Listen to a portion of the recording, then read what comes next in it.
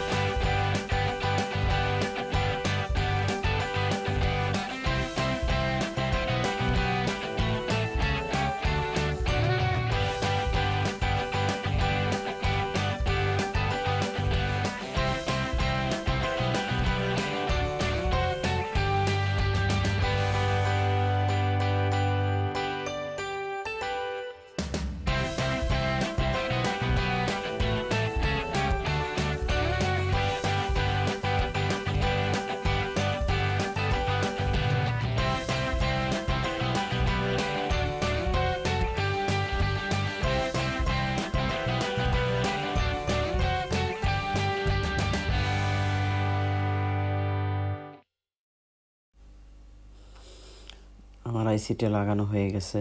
দেখেন, নেটওয়ার্ক কিন্তু চলে আসছে, জিপি লেখা, প্লাস 4G ইন্টারনেট চলে আসছে। তো আজকের মতো এখানে ইনশাআল্লাহ। নেক্সট আবারও দেখা হবে। আসসালামু আলাইকুম ওয়া রাহমাতুল্লাহ।